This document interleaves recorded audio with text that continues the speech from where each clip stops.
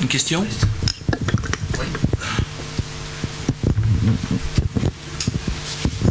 Roger Bongos, Agence africaine d'information. À la lumière de tout ce qui s'est passé durant ces des années, on voit la régression et la violence en cascade, et on voit également la présence massive des islamistes qui viennent alimentés par le Qatar.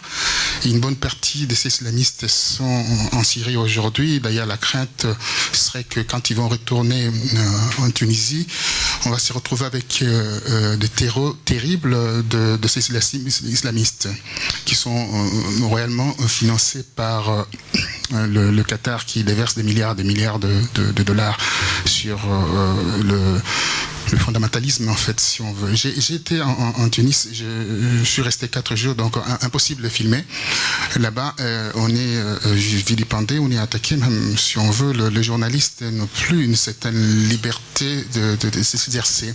Alors moi, je suis en train de penser à Mohamed Bouazizi qui est parti. Alors je me suis dit... Qu'est-ce qui se passe, cette révolution qu'on appelle le printemps arabe? Est-ce que c'est vraiment le printemps arabe qu'on espérait, ou ça a été manipulé par, bien entendu, la CIA? Enfin bon, ça c'est une autre part de manche. Alors on peut se demander, on ne regretterait pas Ben Ali, son départ, quand on voit M. Marzouki s'est comporté en collision avec des Narda, avec ces islamistes, et on se demande où va aller ces pays. Vous parlez d'une révolution plus future, mais les islamistes ont des armes, ont des terreaux, ils ont des réseaux, et ces réseaux ne peuvent pas être démantelés le jour au lendemain comme ça. Que feriez-vous en fait par rapport à tout cela? Voilà ma question. Enfin bon, il y a beaucoup de questions là-dessus. D'abord, on ne regrette jamais le Ben Ali et son régime. Tout simplement parce que ce qu'on est en train de subir maintenant, c'est le pur fruit de Ben Ali. Et Ben Ali était le pur fruit des défaillances de Bourguiba. Donc là, on est dans un tourbillon, mais nécessaire, et on ne peut... c'est-à-dire que c'est un passage, c'est le processus révolutionnaire. Donc on paye, et on est conscient de ce qu'on est en train de payer, mais là, le face-à-face est très... Notre face-à-face est beaucoup plus dangereux qu'on pouvait imaginer. Et ça, je confirme, moi, à mon avis, c'est un choix international. Cette islamisation de le Proche-Orient, et puis l'attaque à ces islamistes, si ils vont opter pour l'attaque, parce que ça se voit aussi même aux stratégies internationales, visiblement, il n'y a pas une stratégie très claire.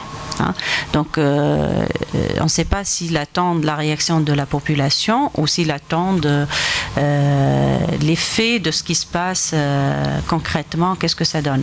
Donc là, on est en face d'un ennemi, d'un vis-à-vis très dangereux, oui, certes, c'est vrai.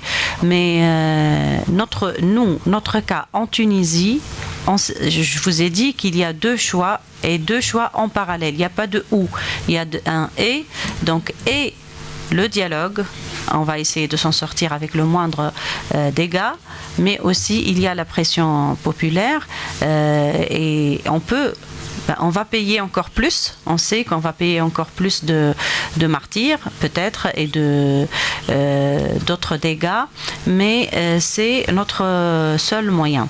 Et il y a un autre élément en Tunisie, nous n'avons pas l'armée, certes, comme en Égypte ou comme dans d'autres pays, mais il y a l'histoire de la police qui n'est pas très visible.